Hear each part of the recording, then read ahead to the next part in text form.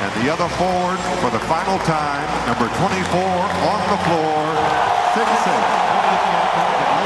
high school, 5-time world champion, Kobe Bryant.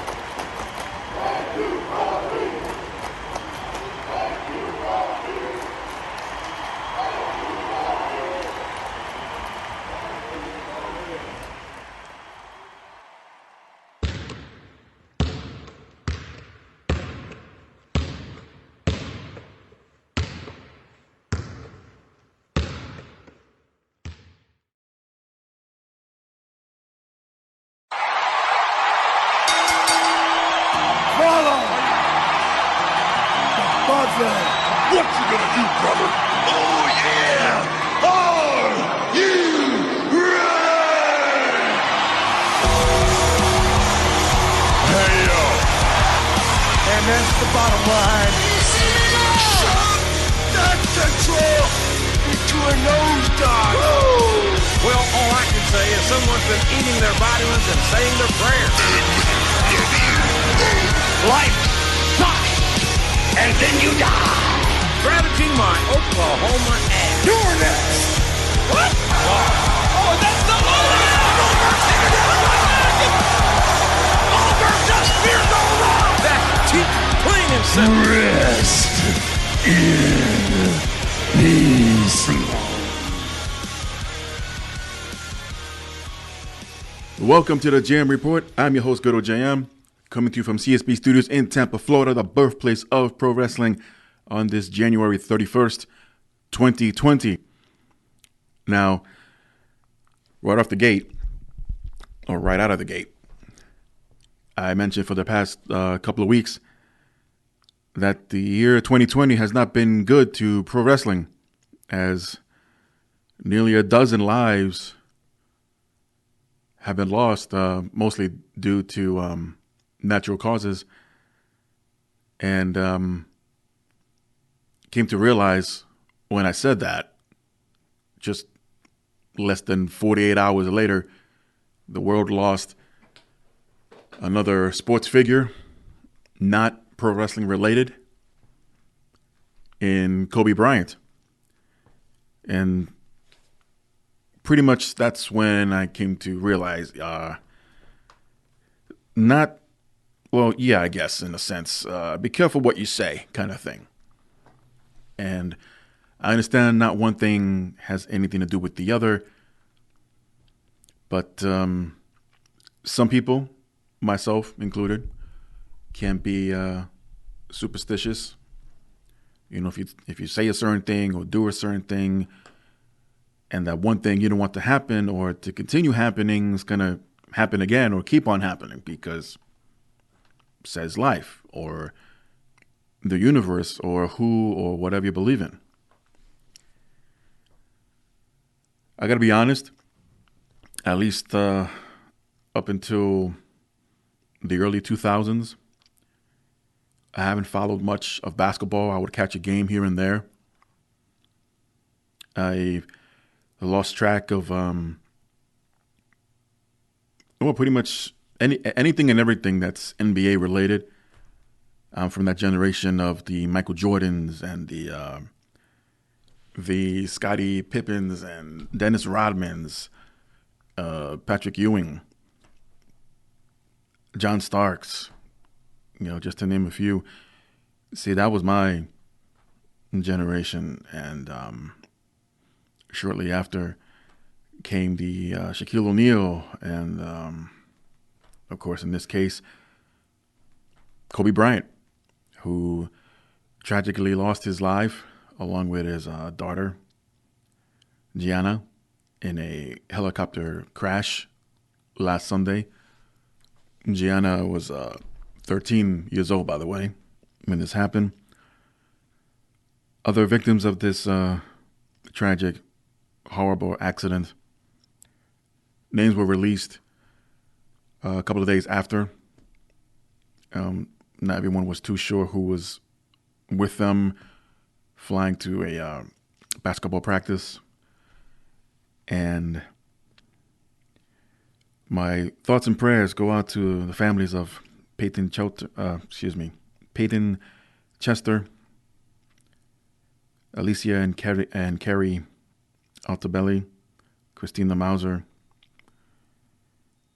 John, also from the Altabelli family, Sarah Chester, and the pilot, who was only 50 years old and had about 20 years of experience, who also lost his life, Ara Zobania, or Zobania. I apologize if I mispronounce these names.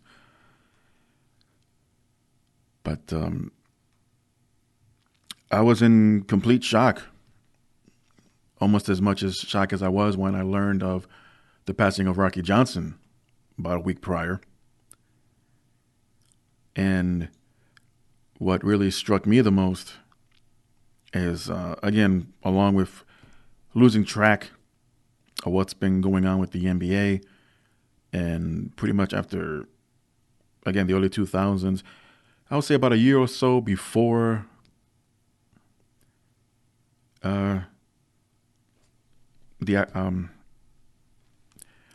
legal troubles that Kobe was going through at the time in 2005, I believe it was. But I didn't realize until he passed that me and Kobe were the same age. And despite, again, the legal troubles he was in, how much he's accomplished, especially after retirement. I know some people, and there have been since then, those who took advantage of everyone's emotional status and make a few not so positive comments about the man. We've all done, let's face it, we've all done stupid things. Whether we've been punished for them or not, if you're the one looking in from the outside, first of all, who the hell are you to judge? And second, there's an argument, and an argument that can be made about certain people's status as a celebrity or a sports figure that may or may not assist you in getting out of said trouble, or at least in other cases, sweeping things under the rug. Now, I don't want to go on a tangent here. I don't want to go on a rant. But the fact remains that nine lives were lost in a horrible accident. And it's unfortunate. They're all human beings. You can tell me that, hey, so-and-so that's been serving life imprisonment for X amount of crimes has just been sentenced to death. Well, despite the crimes you've committed and been proven guilty of, for me, that's more than enough punishment. The fact that you never see the light of day again, at least not beyond your prison bars and what you may or may not see in the yard. But again, there are others that take advantage of the world's emotions, and I don't want to get too sidetracked and be all over the place here, but Kobe has done a lot for society, contributing to a lot of charities, always remaining really busy, always finding time to spend with his family. And that's something I've admired of the man. And at the age of 41, along with his daughter at 13 and all of his friends that were with him, something I believe should not have happened investigation is ongoing. All parties that need to be involved in the investigation are there. As of yesterday, my understanding is the debris has been cleared. The wreckage has been recovered. There wasn't a black box, which I'm not sure all helicopters carry, but for some reason this one did not have one or any recording device. So it's going to be a long process to discover exactly what went wrong. Eyewitnesses say it was flying too low. Others heard possible engine problems, mechanical problems. So all of that's going to play into the investigation, and whatever outcome they will reveal when this is all over. Not that there will be comforting words, but at least a better understanding as to what happened.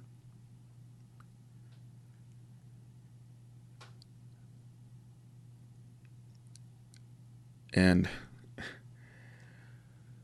I got up this morning just before 7, and about a couple hours later here at the studios, and I debated, should not bring up the legal problems. Well, a lot of people have, and I don't want to be that guy, and I'm trying not to be. That, okay, a sports figure, a celebrity, whatever you want to call him, someone that was well known throughout the world, has lost his life. Let's just talk about him for a second, as a person, as an individual. He was in another investigation about 15 years ago.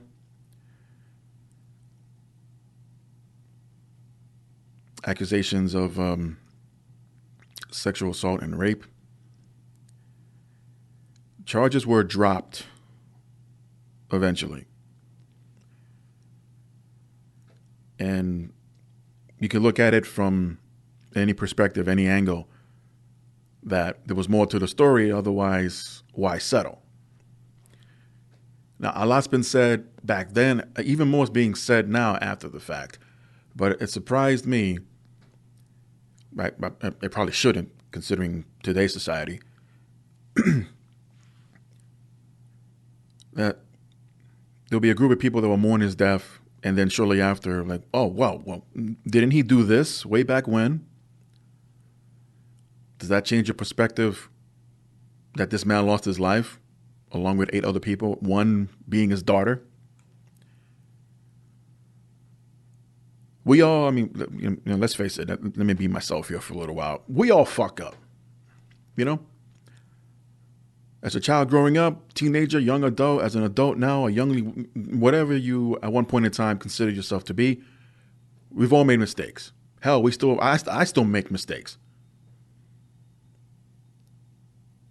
The term of learning from your mistakes has all been forgotten. Especially when no one else is around to remind you of that. Like, well, don't do it again. I still make mistakes. Hell, I made one recently that I still feel bad about. Though I do have my reasons, but again, it's not going to be the excuses of all excuses to say, oh, okay, well, at least he's had his reasons. No big deal. Maybe a slap on the wrist or a pat on the back, Don't let it happen again, buddy, kind of thing. No, and that's something, at least until the dust settles, I have to deal with. And no, before anyone starts thinking, no, there was no crime committed or anything like that, something personal. And no, nobody was hurt in any kind of way. However, there is this one comedian, if you even want to call him that, Ari Shafir, who praised the fact that Kobe Bryant is dead because of what he once did, or at least what he was allegedly accused of. Needless to say, whether you agree with him or not, he just buried his own career in less than 30 seconds. I wouldn't encourage it. It was a Instagram video post, and you know those posts are supposed to last about 24 hours, but somebody, or maybe more than one person, copied it, and it's now all over social media. I'm not going to repeat what this piece of shit said. And again, even if you do feel this way, have some respect, man. Less than a week that this man has passed with his daughter, family and friends are mourning. The rest of the world that may or may not have known him at a personal level, or maybe not have met him at all, but respected the man for what he's contributed and done outside of the game of basketball. Again, way past of that accusation where charges were dropped.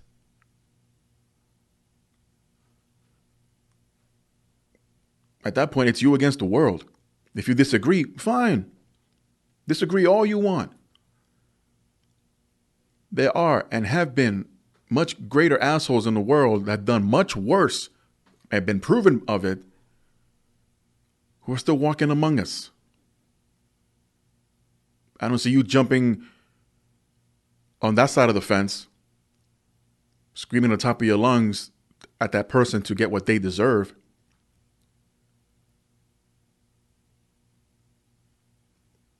You know, if I keep going, I'm going to enter the political arena. And there, nobody wins. No matter how right you're wrong. No matter how wrong or right you are, nobody wins.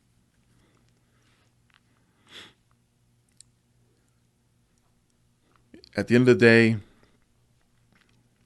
the fact doesn't change that 9 people have lost their lives in this tragic accident. There will be assholes that just don't care, say what they want to say to justify the tragedy in their minds only.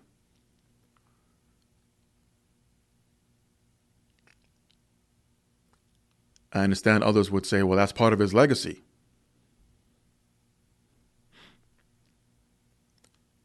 Well, as hesitant and unfortunate as it is, again, especially by today's standards, how anything and everything can be accessible through the internet. You can't hide history. So before I, take up more time on this and get to today's news of pro wrestling, is this something that others will have to look forward to? From the point of view of professional wrestlers' lives.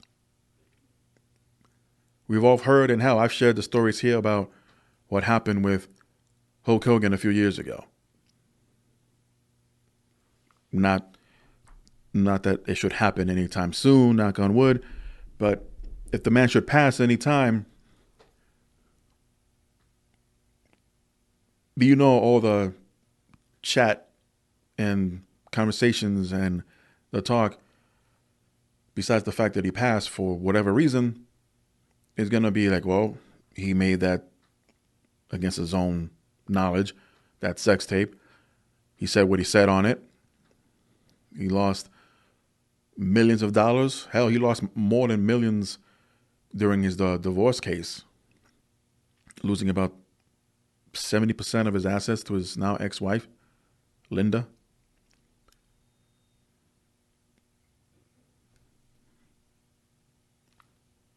When you think of the term legacy, usually it's supposed to be nothing but positive things, positive comments and achievements that should be expressed in words.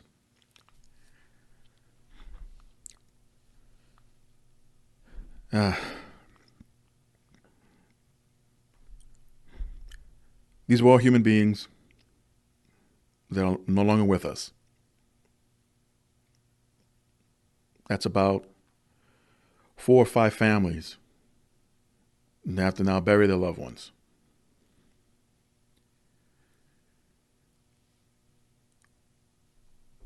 As far as I know, unless something else comes out later on, the 7 friends, they were all good people. Kobe became a better person. I would like to believe that his 13-year-old daughter, Gianna, was such as a great person as Kobe was towards the end when he turned his life around for the better.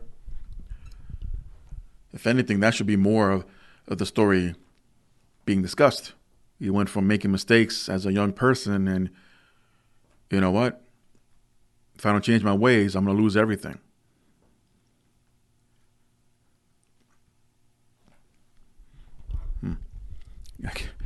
I keep saying I don't want to go on a rant, but I'm about 20 minutes into this. And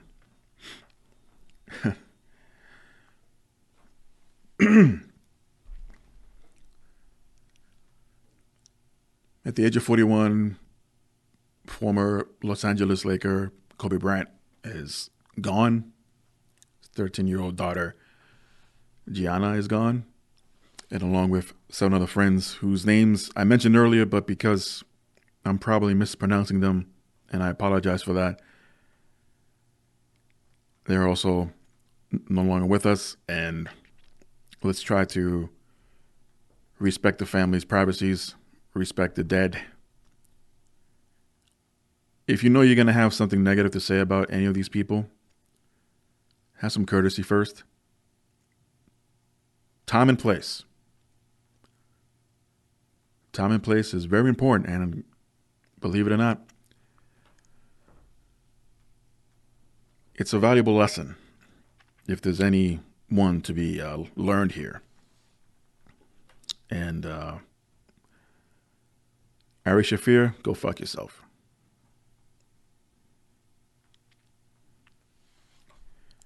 So the Royal Rumble was this past Sunday. And I got to say, pretty good. Pretty good. I mean, although in the men's Royal Rumble, the first half, it was exactly like everyone thought it would be.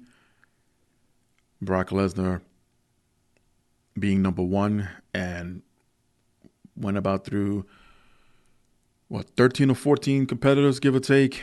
And came down to Drew McIntyre. Comes down to the ring, who has been polished up as this babyface, who's been trying to relate to the crowd and get them behind him. Face to face with Brock Lesnar.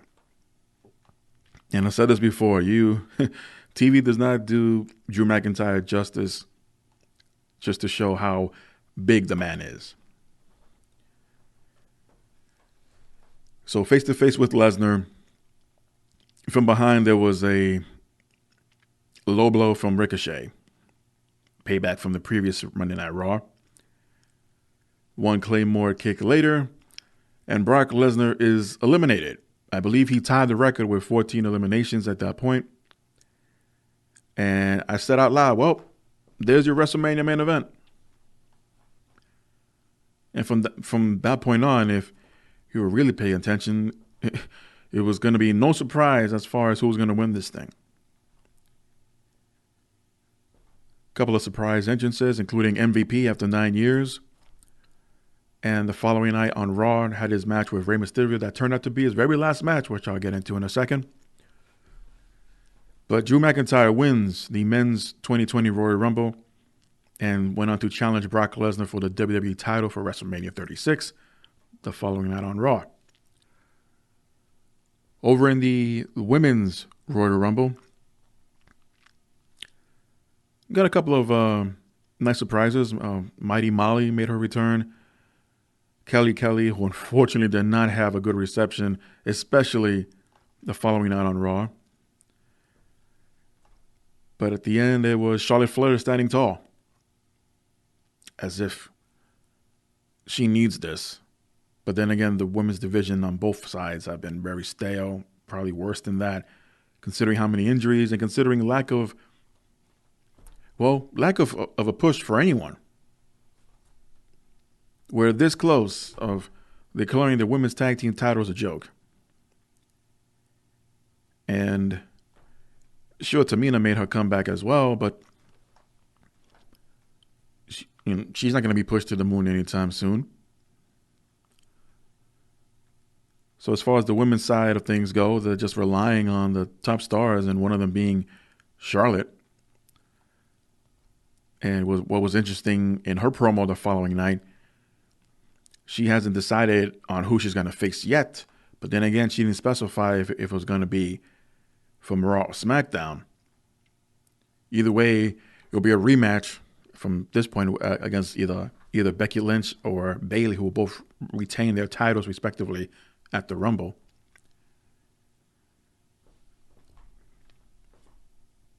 And rumored that maybe, just maybe, to spice things up and twist things around, Flair might go after the NXT women's title. Speaking of rumors, according to Dave Meltzer, and you can take this for what it's worth, but the reason Charlotte Flair won the Women's Royal Rumble for 2020,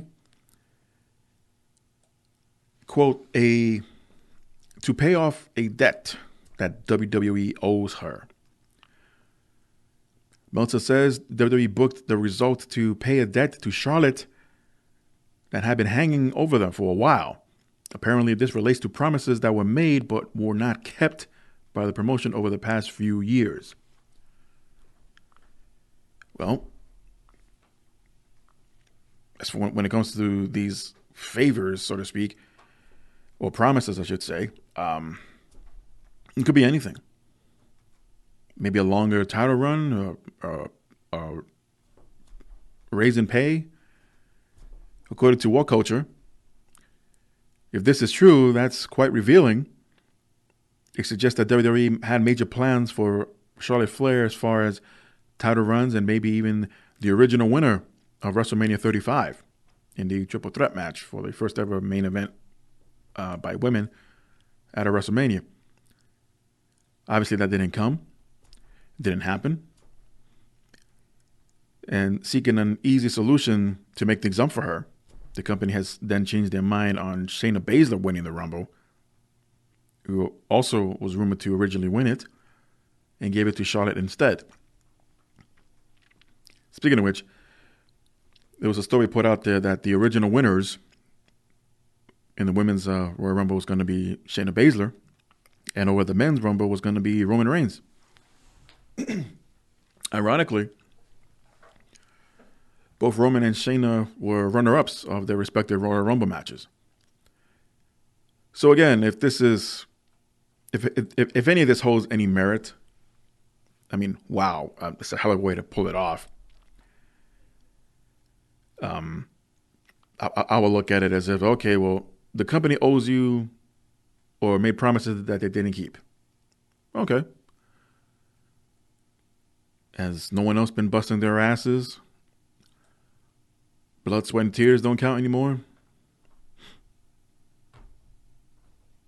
I mean, granted, they're not behind everyone in the women's division to pretty much strap that rocket to their back, as they say, and blast them off to the moon. I mean, and for whatever reason, I mean, they got behind Lacey Evans as a heel, going after Becky and her title. That didn't work. Turn the face, going after Bayley for her title just recently, this past Sunday. That didn't work.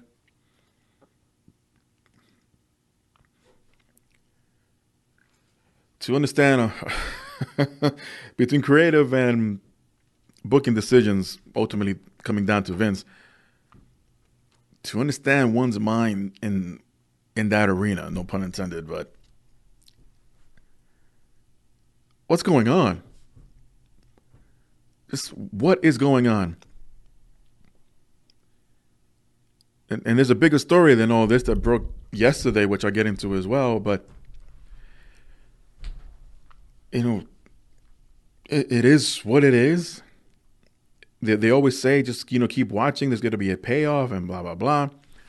But more than half the time, you keep watching. Yeah, out of curiosity's sakes or just to see where they take this. And sometimes it just reaches an abrupt halt. Oh, plans change. Oh, well, maybe not like these promises that were made to Charlotte, or then don't come at the fans, your audience, your universe, and say, keep watching, stay tuned, blah, blah, blah. And well, things change. We changed our minds. So that's what we kept tuning in for. That's what we devoted our time and attention to only find out that you changed your minds because you didn't like where it was going. Or maybe you didn't like how it was being received. Isn't it funny how the things that we don't like, they keep pushing forward, but the things that they don't like, they just cut it off at the knees? Anywho, during the Royal Rumble match itself, in the men's side of things, AJ Styles suffered a separated shoulder, who took a spear, and in good old-fashioned AJ Styles would oversell certain moves, in this case a spear, and try to do his inside-out flip. Unfortunately, he didn't clear it enough and landed on his shoulder, and it was very obvious that something was wrong. Even more so how out of nowhere his elimination came and just left his Bullet Club, the OC members left in the ring. Usually it's the other way around. The leader of a faction is left by himself in the ring while other members are thrown out. And sure enough, we will find out less than 24 hours later, AJ Styles has suffered a shoulder injury. And I have more details about that in a little while. So the stage is set, at least on one half for the WWE title, Brock Lesnar and Drew McIntyre. And yes, I am leaving out one big, huge key that took place during the Royal Rumble. And for personal reasons, I'm going to choose not to speak about that. And I was like, well, JM, that's unprofessional of you. Like, well, then you go have your own podcast show. Feel free. But overall, I thought the Royal Rumble event was pretty good. The kickoff show matches were, they were what they were. Sheamus defeating Chad Gable, Andrade retaining against Humberto Carrillo. As I mentioned before, the return of MVP after 9 years away from the company. He had a final send-off this past Monday, and a lot of us did not know until after the match. And MVP posted on his Instagram saying that Monday night was the last match ever in WWE for him. He also adds that there's not much longer for him to strap up the boots. Quoting, "One for the history books. My final WWE match took place on Monday Night Raw against my close friend and legend, Rey Mysterio Jr. A great way to close out that chapter. The end of my career looms larger every month. It's been one hell of a ride. I'm not finished just yet, but soon, very soon. Thank you, WWE and the universe, for all the love. What an amazing week I've had." Well, if anyone's ever followed even his career before WWE, the rise of MVP is an amazing story to hear. Viceland had a documentary on MVP about a year and a half ago. It's a must watch. It's always on reruns on Viceland. If you don't have that channel, I encourage anyone to check it out, or on their YouTube channel. It's an amazing story. But MVP has now retired, at least from WWE. He's not quite finished yet, so I would imagine he's having a few more indie bookings a little while longer. and then he'll make it official, hanging up the boots for good. Dave Meltzer reported that Luke Harper is going to sign with AEW and more than likely will debut on the March 18th edition of AEW Dynamite. That show will be in Rochester, New York. Fun fact, that's where Luke Harper is from.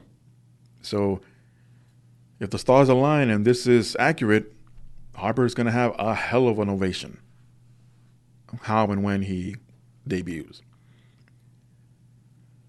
But obviously he won't be named as Luke Harper anymore, as that is a copyrighted name for WWE. So reportedly he'll go back to his original name of Brody Lee. And he will actually be free to compete beginning on February 12th.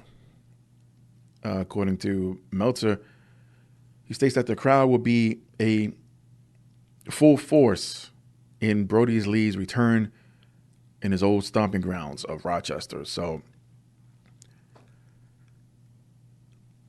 this was seen a long time ago. Should it have happened sooner? No. Mainly because he was still in the contract with WWE. But because they renewed it the extra 6 months, then yeah, it should have been done a lot sooner.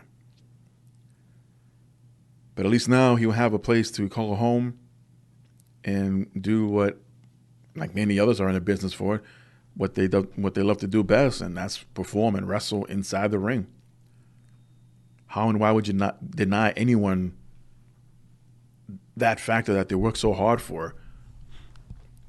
And I understand the fact that, not everyone can be on television. Not everyone can have a storyline. It's just like, well, count your losses and let them go. They have too many people to begin with anyway.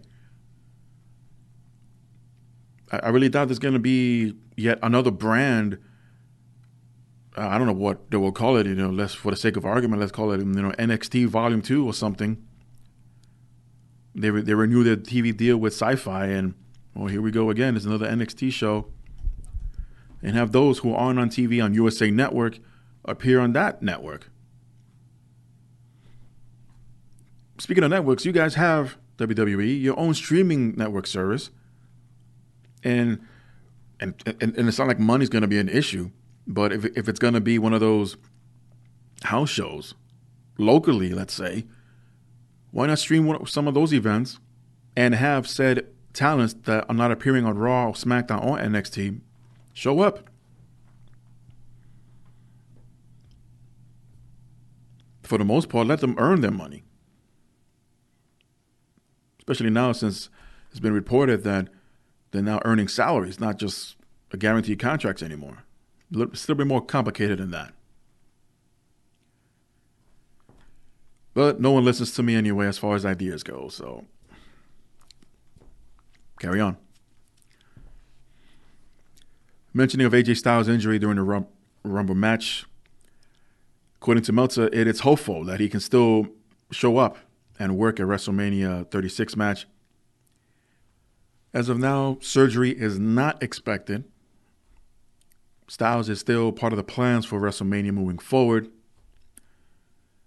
Also, according to Meltzer, Styles is going to be out for the next 4 to 6 weeks, and it's expected to make a full recovery.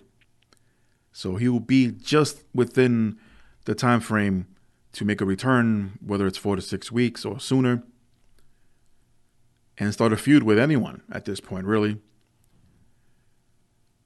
Styles does not blame the person that took the spear or the person that gave him the spear for the injury, but rather that he wanted to take a big bump for the spot and simply landed wrong. And, well, hence, if you think about it, speaking of a good example of storylines just ending abruptly,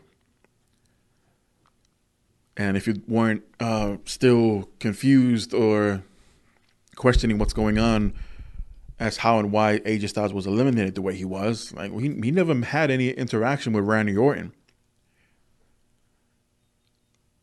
I would assume that storyline would have died out regardless, and Styles would have carried on to have a feud with that other guy for WrestleMania. But that story was nixed. At least this is how I see it. And led to the ending of this past Monday Night Raw. It was teased over such reunion between Randy Orton and the other guy. And Randy had, I think he's almost tied with Big Show with how many turns he's had in the past few years. But if you didn't see this coming or expecting it, you're not paying attention. Or even worse, have the slightest idea of how storyline and angles, pro wrestling in general, of how it works, or as far as the presentation point of view goes. 9 out of 10 times, especially from someone from my generation, I bet he turns, or I bet he's going to stab him in the back, or so-and-so is not going to win the title. But this time around, and if that was, no one else is saying it, but hell, I'll say it here.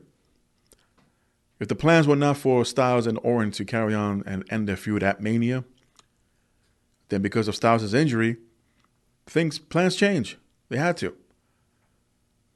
Not to mention that this other guy signed a multi-year deal, even probably a part-time deal worth a lot of money, about $1 million a year, to work a handful of matches a year, assuming staying injury-free. And in between, make TV appearances. Well, good for him.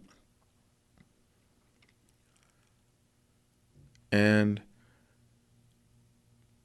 almost immediately hand over a main event spot at WrestleMania against Randy Orton. So he'll sell his injuries from this past Monday for about the next couple of weeks or so, make a return when least expected, attacking Randy Orton, and by then it will probably be halfway through February. I'll say, okay, well, I want you a Mania. So what's the next pay-per-view? Elimination Chamber? So probably after Elimination Chamber, that'll be made official.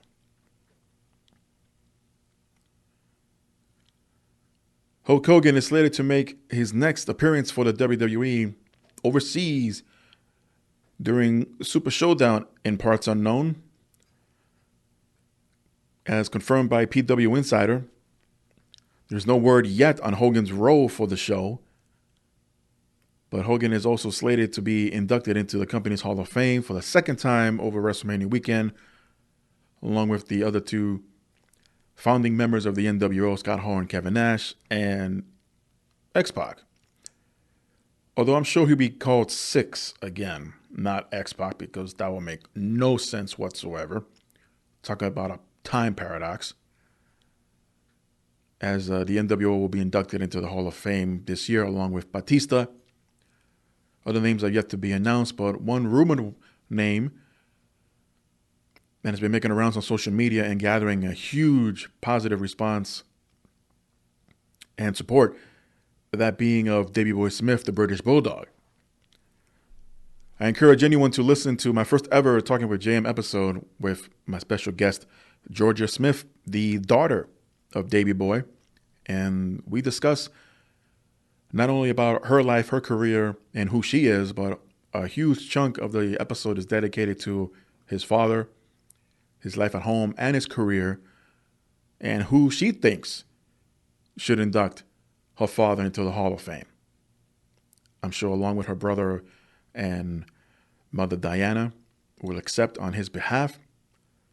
But take a listen. It's about 2 hours long if you had time, maybe when you're on your treadmill.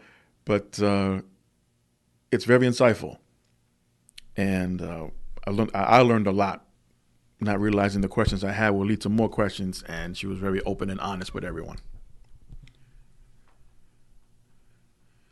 So, one, I guess, visual that did not take place at the Royal Rumble, at least not in the public's eye, but supposedly happened backstage. And I say supposedly, and as I go along, you'll understand why. Pro Wrestling Sheets reports that Brock Lesnar and Matt Riddle had a verbal altercation earlier in the day of the Royal Rumble event. Not a physical one, but verbal, just to be clear. This was also confirmed later on by Talk Sport. And Lesnar allegedly told Riddle, "Stop saying my name and tagging me in shit because you and I will never work together. Ever." And walked away. Brock Lesnar did. Matt Riddle, in response, even though he kept talking to Lesnar, but Lesnar just kept walking, not wanting to hear what Riddle has to say. Bro, didn't want to hear it. But over at the YouTube channel of the WWE PC Performance Center, there's a video uploaded of Matt Riddle doing his day and shortly after his elimination from the Rumble from King Corbin, saying, "I really wanted to get my hands on Brock. I don't care what he says or what anybody says. I don't care if he wants the match or not. I'm going to get it. I don't care. It's not up to him. I don't like being told no. Especially when I work as hard as I do. Trust me, I guarantee you, I'm going to get my hands on him. I'll make the match happen. And I take his career. I promise." So is this a work? On the surface, it doesn't seem to be. But then again, you go back to last year's SummerSlam, a similar incident happened with Goldberg. Riddle was mentioning Goldberg's name left and right, name dropping him on social media. His match with Dolph Ziggler, and Riddle was in the viewing area backstage with other WWE superstars, and even had what was it at his home, I believe. Riddle hanging out, talking about the match that Goldberg had with The Undertaker at Super Showdown. Just, talking shit about Goldberg. So here we are, how many months later? And it just segued from Riddle talking shit about Goldberg, and now he's talking smack about Lesnar. For the sake of argument, let's assume that Riddle came up with, or went up to those in charge and say, "Hey, I want a match with Goldberg." No way, pal. That's not happening. It kind of reminds me of, let's call it a syndrome that was happening in WCW, where Chris Jericho went to the higher-ups and said, "Hey, let me have an angle with Goldberg," ironically. At first, it didn't happen. At the time, Goldberg was a different person mentally about the business. "Oh, he's not in my league. He's too small. He's this and that. Not going to happen." But because Jericho is amazing on the microphone, verbally would destroy Goldberg. And of course, in the matches, Jericho, kayfabe, would not stand a chance. And then as quickly as that angle started, it was cut short. What do you got to lose? Besides interest from the fans, but when it's built up, not the first time a wrestler, in this case in WWE, Zack Ryder is a great example. He gets over without the help of WWE on social media. And it's like, okay, let's see where this goes. And the crowd's responding. Maybe not like standing ovation, cheering his name, and they won't stop. They can't stop even when cameras turn off, and on and on and on. Even that has to die out. But geez, you got to strike when the pot is hot, or the frying pan is hot, or flip the eggs, or whatever the phrase is right now. You got something that is good. And Zack Ryder, you gave him a nice run with the U.S. title. A very short run, but a run nonetheless. You fast forward. I'm surprised they even allowed Matt Riddle to say what he said during the viewing party at SummerSlam. And then conveniently, and this is where I'm leaning towards the work, the way it was presented, the way it was shot, the way everybody acted, especially between Goldberg and Riddle, that they happened to have a camera where Riddle and Goldberg were around. Riddle just did selfies outside of Goldberg's locker room, and nothing came of it. It was too friendly for something that Riddle wants really bad. At least with the match with Goldberg, he was acting too friendly. Granted, a lot of people trash talk with a smile on their face, get a little arrogant, a little wise ass, a little cocky, conceited, whatever you're going to call it, and would expect their would-be opponent to respond. Didn't happen. Were the cameras around when Lesnar approached Riddle backstage at the Rumble? I guess we'll find out when that episode of 24/7 drops. But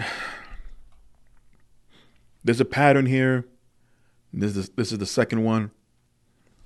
And I don't know if Matt Riddle wants to challenge Cain Velasquez. Honestly, I think I have a better chance of getting that done more than Goldberg or Lesnar at this point. But we'll see. I mean, hell, if they took a chance, even though it was a one-off and not in the States, but they took a fucking chance with Cain Velasquez, giving him a title match, his very first title match, his first match ever with WWE at Super Showdown in Parts Unknown against Brock Lesnar. And for what? To, quote, avenge a loss Lesnar suffered at the hands of Velasquez, the man who put that scar on his cheek? Does that even balance out the scale, knowing that the loss Lesnar suffered was in UFC? And then his supposed payback was in the WWE? You draw your own conclusions there, but outside of the kayfabe world, that does not work. I guess stay tuned for the next chapter of this story, but for now, I seriously doubt it's going to go anywhere. Well, on the more lighter and brighter side of things on the news, congratulations, kudos, mazel tov, go out to the Bella twins, who have both announced via a People magazine interview that they are both expecting Brie's second child and Nikki's first. And both Bella twins are about 2 weeks apart. Brie shared with her husband Daniel Bryan that they weren't planning to have another baby after their 2-year-old daughter Birdie, but it all changed. She said, my husband and I were trying for 7 or 8 months, but then I felt in my heart it was a sign from God, as if he said, you guys are good with one. So we stopped trying. I don't know about you, but if I was... Anyway, so Brie continued to say, when we were in France, I felt a little off. I was irritated, uncomfortable in my body. When we got home, I took a test 2 days after Thanksgiving. And when I saw the positive sign, I was like, oh, shit. So there you go. Good things come for those who wait. And in this case, it's a form of a child. So way to go, Brie. Over on Nikki Bella's side of things, she shared the story with People magazine saying, I was in yoga and I kept getting this feeling that you need to take a pregnancy test. You know those feelings, guys. You just hate when it happens. Man, I feel like I need to take another pregnancy test. She kept saying, but I wasn't even late yet. Again, you know those feelings, guys, right? Anyway. Nikki, who got engaged during the romantic trip to France in November, also said, I'm like, why do I keep feeling this feeling? Am I getting a getting twin vibes from her?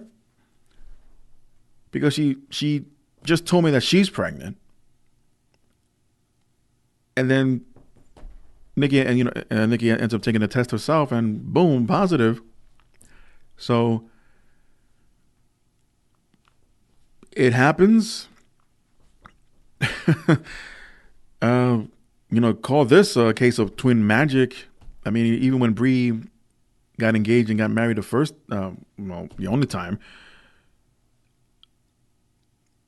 Nikki was in let's just say, heading down a different course. So when Bree and Nikki were dating Daniel Bryan and John Cena respectively, obviously the relationship between Bryan and Bree went further. Nikki and John had their, quote, WrestleMania moment that led to absolutely nowhere. And again, people are going to talk about this, but, Nikki shortly after found her way into a new relationship with Dancing with the Stars coach, or her coach for Dancing with the Stars. Let's just call him Art. Have you seen his name? Chingvin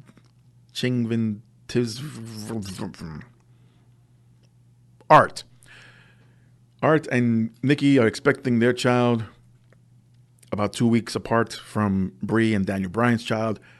So, again, kudos. I am not complaining. I am not talking down on them. It's something that I know Nikki's always spoken about for reasons that didn't happen sooner. But here she is, about to enter motherhood. And as much as the Bellatons do for a living and for a career, kind of reminds me, I don't know how many fans of Futurama are listening, but if you remember that episode where Kif and Amy are expecting, and I'm not calling either Bella Twin an alien or anything like that. Just hear me out first. When it's Kif, the male of the relationship, because he's an alien, he can get pregnant. Amy, who was happy, not happy about it at the same time, she goes to what would turn out for us at this day and age, an Apple Watch. Except the one in Futurama comes with a 3D hologram that appears right in front of your face. But anyway, she turns it on and tells the watch, okay, activate motherhood. So you see the calendar, and she has all these plans of hanging out, buying dresses, going dating, all these plans on the calendar. It's all wiped clean, and every day of the month says, motherhood or parenting or whatever. So I would imagine that's what the calendars of the Bella Twins has turned into. Motherhood. Got to build a nursery. Got to build from scratch, I'm sure, a crib. Get some clothing, toys, everything. Registry. But in seriousness, congratulations to the Bella Twins. I'm sure they have not been any more happier than they are now. So, kudos. Sasha Banks, who missed out at the Royal Rumble this past Sunday, ironically the same day as her birthday, was out due to injury. It's not confirmed as of yet what kind of injury, what type it is. One that's been ruled out by at least PW Insider, although not confirmed either, that it is an ankle injury. Fightful.com and Mike Johnson have both reported and back each other basically that it is an injury, undisclosed at this time, that has kept Sasha Banks out of action overall in the past few weeks, especially with the angle with Lacey Evans on SmackDown, and just disappeared altogether. I believe it was last Friday. No, excuse me, two weeks ago on SmackDown. It was Lacey Evans being interviewed and was attacked by Bayley, and then later on, Lacey Evans returned the favor, attacking Bayley during her interview, which led into the tag team match that was going on in the ring, where Lacey was chasing Bayley all over the place. No, I'm sorry, that was last week. Yeah, that was the go-home show for the Royal Rumble. Point being, Sasha Banks was nowhere around, and people are going to talk. And it's like, oh, how convenient that Sasha Banks did not work the Royal Rumble because it was her birthday. Come on. How many times you had to work on your birthday? Hell, you know what? I prefer to work on my birthdays. You know, especially if it lands on a weekday. And you know, every year the day of the week of your birthday changes. So if your birthday lands on a Friday, let's say, of course you might want to make plans for a long weekend, assuming you have weekends off, or actual personal days. Either way, when it came to me and my employer, you know, I prefer to work. Once in a blue, would I ask for a day off on my birthday?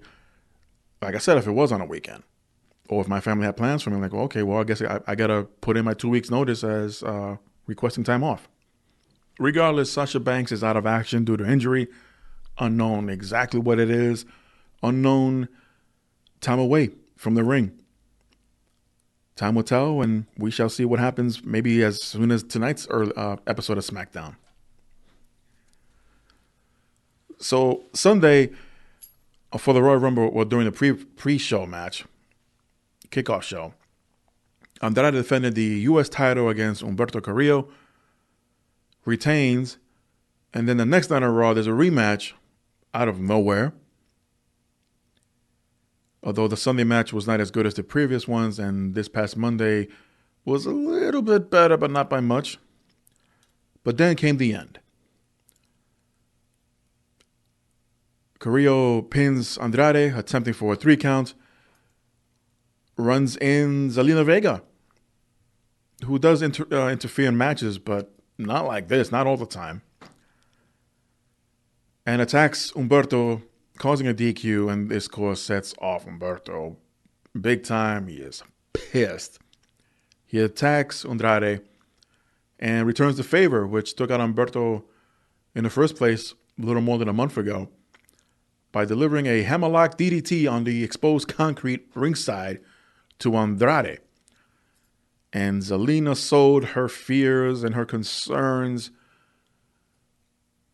Can this woman an Emmy right now? I mean, at times oversold, but man, she damn near cried her eyes out, screaming and hollering, "How can you do this?" and blah, blah, blah.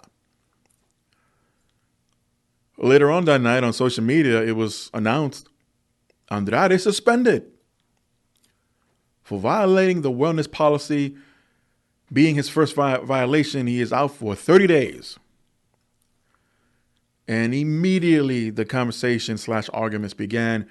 Then why didn't he drop the U.S. title? Roman Reigns had to drop the WWE title due to the same issue, being suspended.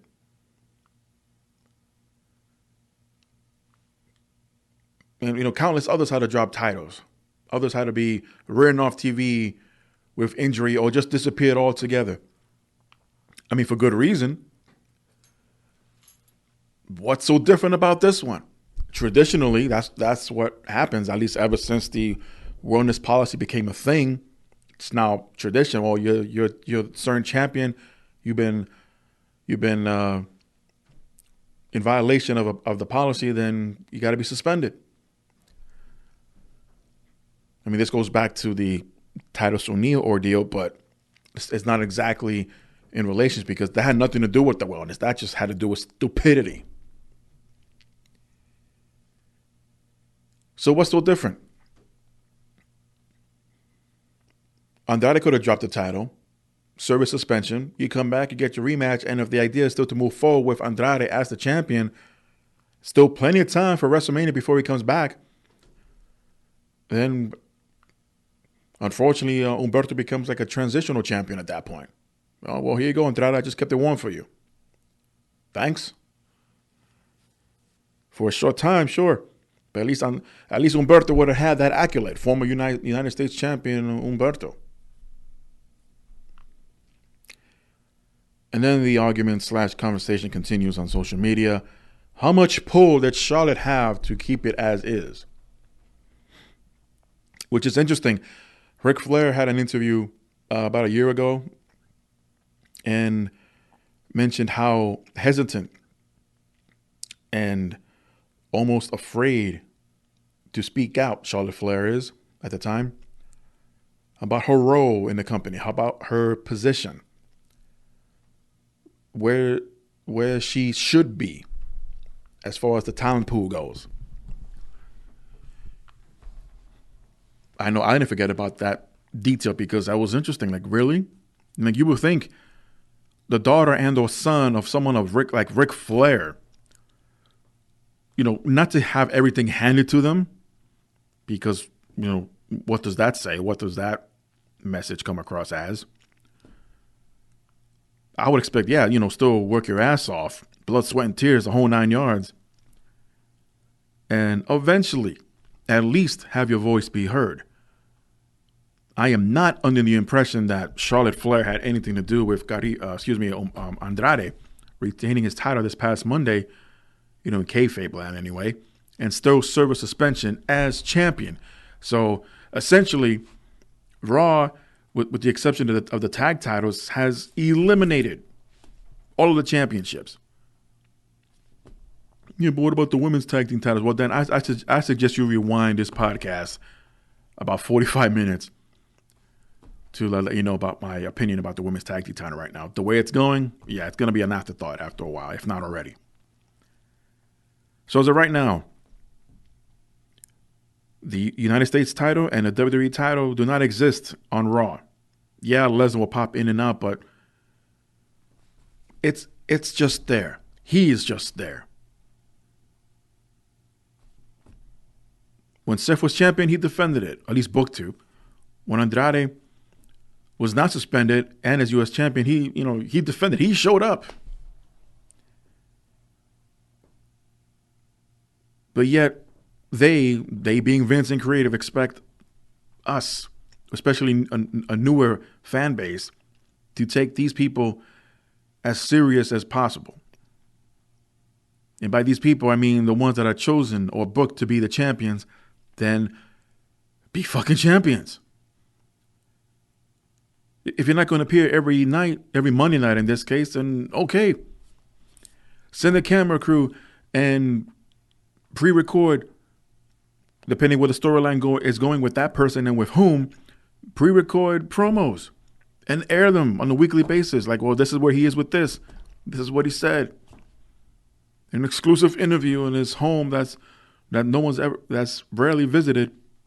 Here's Lesnar with a shotgun in the background and deer heads hanging all over the place and a polar bear that's waiting to wrestle him right after the interview outside in his backyard.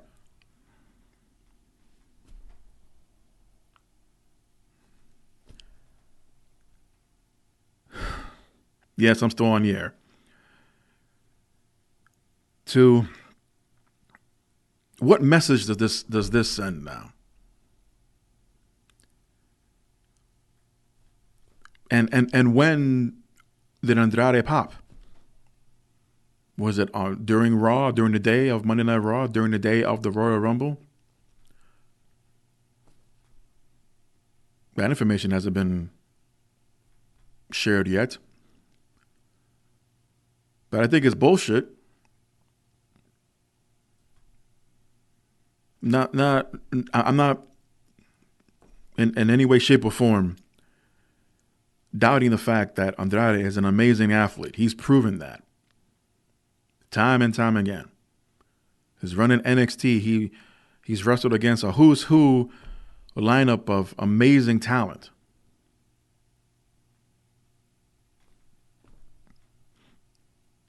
Who knows how things would have been different if he still remained on the NXT roster and maybe not have met his, future fiance in Charlotte Flair.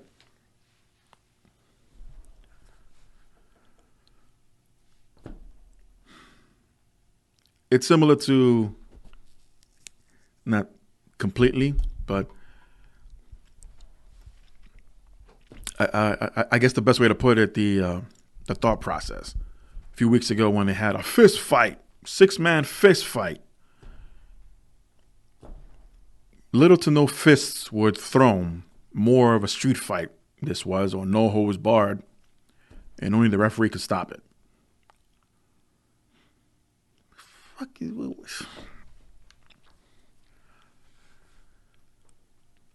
Hopefully more will come out of this. I am really curious, and that's not something I oftenly say. So why is he still champion? So you're going to rely on Buddy Murphy and Seth Rollins to carry the show as champions? I mean, Seth has done it before. Murphy has earned his position that he has now and worked his way up there. Kairi Sane and Asuka, in a sense, they could carry the show, but given the opportunity, I doubt that will happen, not to mention the material they're given. Probably will not work out. And again, in the stale women's division, that ironically right now is being run or topped off by Charlotte Flair on the Raw side of things. Sure, you got Becky Lynch, but even at least she shows up along with the Kabuki Warriors, yes. But half the time it's just a promo. And I'm not trying to contradict myself where, okay, what's the difference between a live promo and a backstage promo? Well, at this point in time, we're not expecting much to happen as far as a specific champion to cut a promo live and then disappear for a few weeks, a few months. And you can make that up with pre-recorded promos and show it on screen or whatever. But in a 3-hour show, with all these champions, at least the ones that are left for the next 30 days, still can't find time for them to have a match, to defend the title. And these are all based on the promises that were given to us. What was it? Not last December, but whenever the hell that was. But all four McMahons came to the ring like, well, it's your show now. You run it, you this and that, blah, blah, blah. No more authority figures, which, and to a degree, they kept that promise. To a degree. We see new faces, sure. It dragged for a little while, but yeah, but the whole kerfuffle of the brand split and the draft and what they could and could not do or wanted to do as far as keeping Fox and USA happy with specific talents showing up. Thank God Lesnar's not on the SmackDown brand, because I'm sure there would have been at least one Fox executive like, listen, you got him under contract, have him show up. I don't care if he's champion or not, have him show up. I don't care what kind of deal or agreement you have him show up. You are getting billions of dollars from us. Billions with a B. I don't know what message is being sent through the locker room after this announcement. I'm sure there are some that don't mind it. At least in a way they look at it like, well, if I'm suspended for 30 days and I'm still the champion during said suspension, at least when I come back, I know where I stand. Or then they're going to come to realize, wait a minute, we suspended this guy as champion and he didn't drop the title? Of course, nothing gets passed or nothing gets approved to go on TV or done or said on TV without Vince's blessing. But at the same time, it will not surprise me if also Vince realized this. Like, oh, you know what? When he gets back, have him drop the title to whomever it is he wrestles first. More than likely Humberto again. You've got champions. There are ones who bust their asses more than others. So he made a mistake. He got caught for it. Take away his toy. Let him earn it back. How many of you grew up with parents that when you were punished for the weekend or whatever amount of time it was, mom and or dad came to your room and said, until such time has passed, you are punished, So I'm going to take away your Nintendo controllers.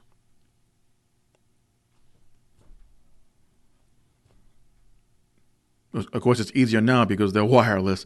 And, I mean, you're screwed unless you can cough up a few bucks and run over to GameStop and secretly buy a new one and play with your consoles when your parents are not around.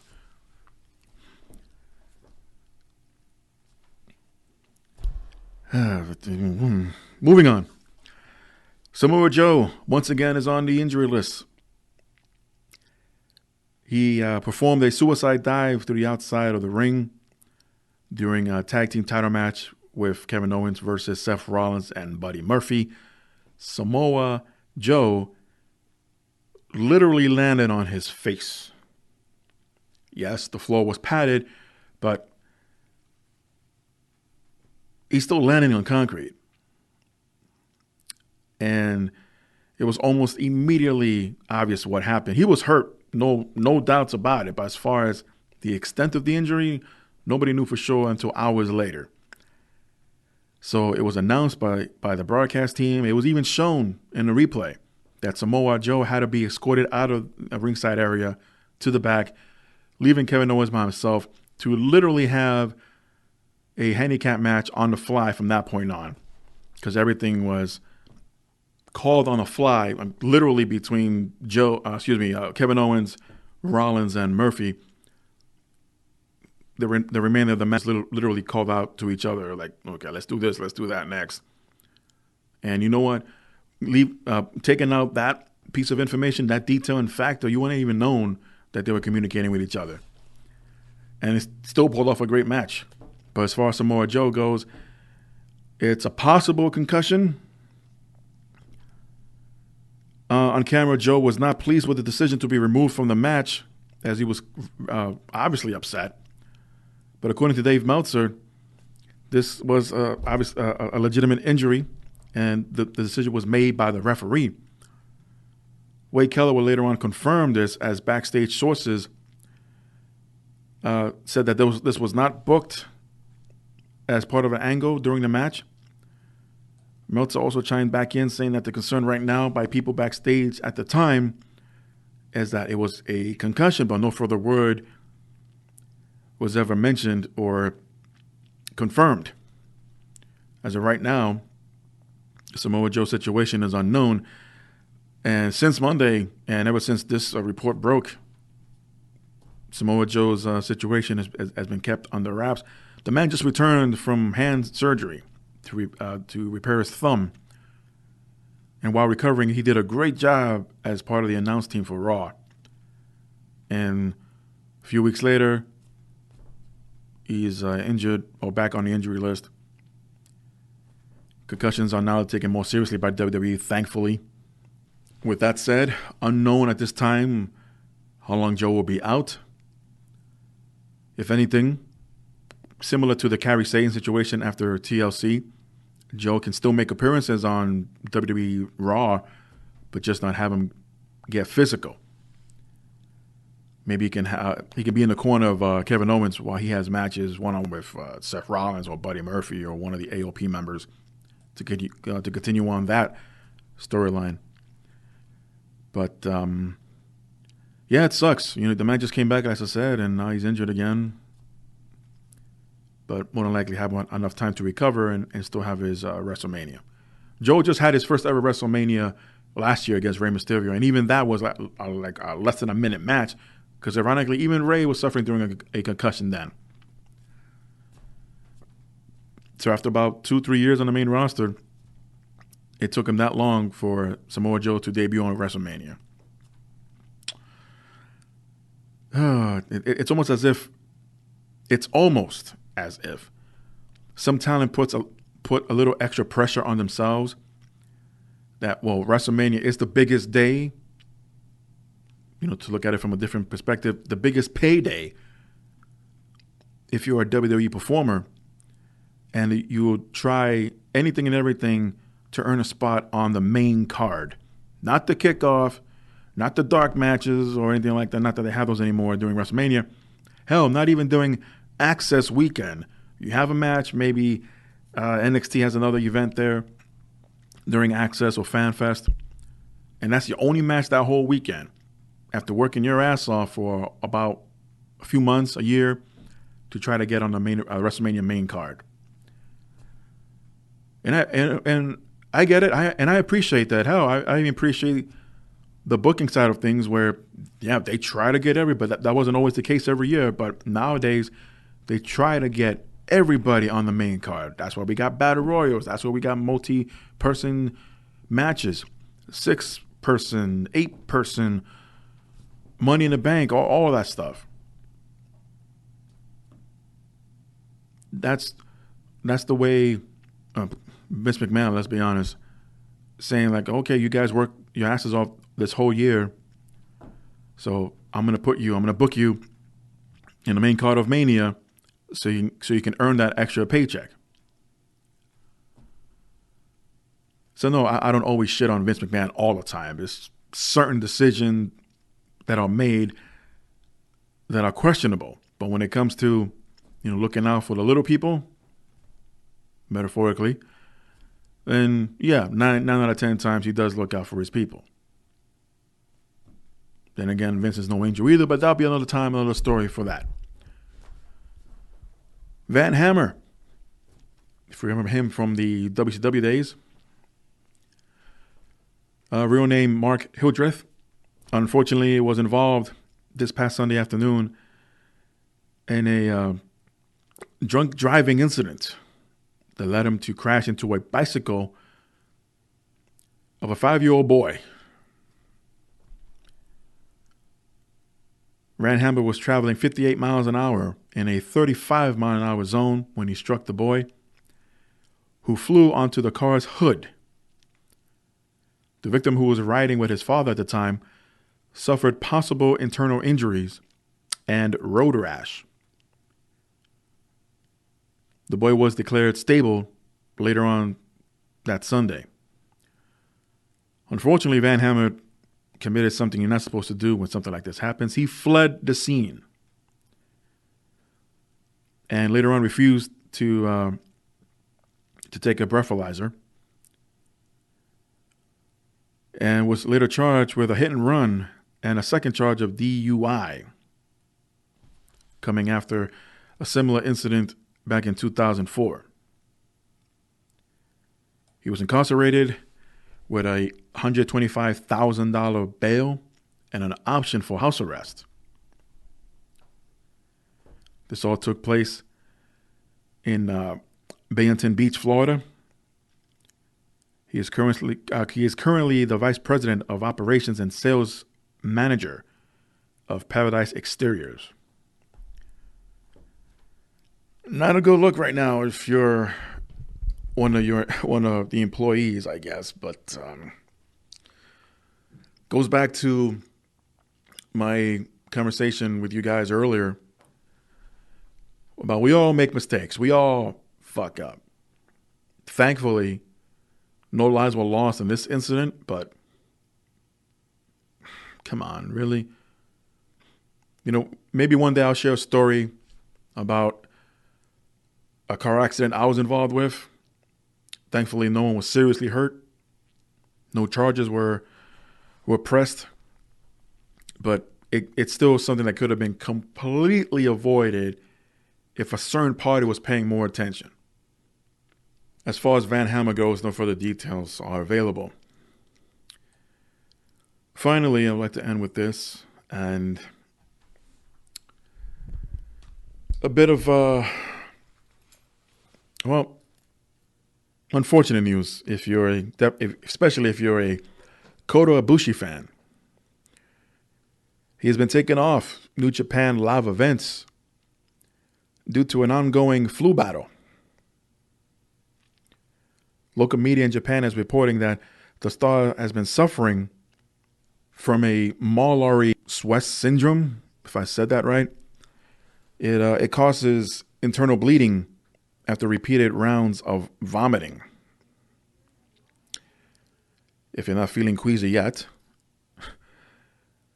In the same report, it said that Ibushi will now be out of action, recovering through the remainder of New Japan's New Beginning tour, including shows in Osaka and the entirety of the United States presence in the coming weeks. So it really sucks. When I first heard or read, I should say, the headline to Ibushi's illness, I thought it was relating to the ongoing coronavirus that's going on now around the world at this point. It's reached mainland USA. So everybody be careful. And if you know, especially if you know anybody that's just returned from a vacation or a tour of the continent of Asia, yeah, make sure they get checked out. And said virus is nothing to be taken lightly. So again, everybody be safe and healthy out there. Well, that was supposed to be my last story, but real quickly, news broke late yesterday from the WWE side of things that two of their top officers have been canned. Well, let me read off first the statement that Vince McMahon put out. I would like to thank George and Michelle for their 10 plus years of service and contributions to the organization. I am grateful for all that was accomplished during the tenure, but the board and I decided a change was necessary as we have different views on how best to achieve our strategic priorities moving forward. I'm sorry, no mean to laugh too much and bite my own tongue here, but is this what happens when you don't see eye to eye with Vince? Because if that's the case, half of the staff, half the roster, half of everyone backstage should not be working there right now. My understanding is when it comes to George Barrios in this case, played a huge part in WWE's connection with social media. And this comes out of nowhere, and their termination, they're calling it a release or whatever, or departing, but they were fired, effective immediately, again, as of last night, out of Stamford, Connecticut. Shortly after this announcement was made, WWE stock dropped. Not dramatically, but enough to raise an eyebrow or two. So Michelle and George were positioned as co-presidents, two of the top 5 in the company, along with, of course, Vince, Paul Levesque, and Kevin Dunn. And after 10 years, respectively, it's, wow. Different views. Okay, I get that. There's a report over at WorldCulture.com, and they say there's more to unpack here. WWE's usage of the term effective immediately is a different view from their strategic priorities. And I agree. This suggests that the duo were stacked rather than resigned, and the timely is suspect. The WWE set to release their latest set of financial results on February 6th, which is next week. Basically, how much money they made in 2019, and along with other suspicions that about a $20 million loss. Now, don't quote me on that. Again, this is all speculation based on other reports that has broken ever since. But again, this story has broken less than 12 hours ago, give or take. And right now, everything is fresh. Everything is new. So not all the details are out just yet. So was it because of this alleged $20 million loss that both now former co-presidents have been fired? Will there be more of a shakeup in the corporate field of WWE? Almost immediately after, and I'm pretty sure this was already planned ahead of time, Frank A. Riddick III will now serve as interim chief financial officer for the WWE while the organization searches for permanent replacements. Well, I'm not one to admit or say that I'm an expert when it comes to financing anything. That's why I always consult advisors and experts. But along with, and again, all been reported, the cut down of live events recently for WWE talent. And I mentioned earlier that they're now getting salary. And my understanding is that they're getting paid more to appear on TV or to receive what they're owed based on TV appearances as well. And I mentioned earlier about the talent that's not being used.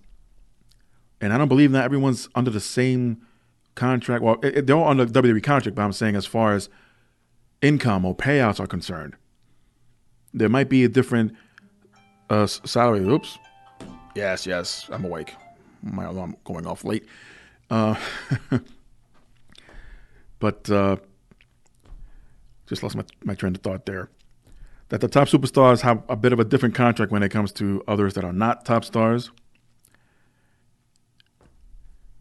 I haven't looked into it, I'll admit, into the details as far as that is concerned. But if it's any truth to where, well, if you don't show up on TV, then you're not getting paid, at least not that TV money. Then what? Then what do you do at this point? I mean, overall, it looks like something's going on with WWE's finance, and I don't want to speculate any further than I have already, especially based on what's been reported so far. But, man, that was a hell of a move by WWE. Not one, but two co-presidents terminated of the possible concern of your financial income from a year ago and maybe the loss of $20 million. Considering where all most of the income is coming from, not being from USA and Fox, doesn't sound like I have to worry about too much, but I agree with Wall Culture and that there's more to the story that they've given so far. And honestly, for now, we'll probably never know the full story if I dare yet say the truth as to what happened and why. But I'll leave it to everyone else's opinion. You can do the research as well and find out any more details afterwards and see where this all goes. But for now, I'll keep my eye on this one, and maybe some more details will pop up between now and the next episode of the JM Report. But for now, thank you for listening. Click on the like button, subscribe to the Good Old JM channel. If you check out the description, you can follow me throughout social media as well. With that said, everyone behave, be good, and be healthy. Till next time.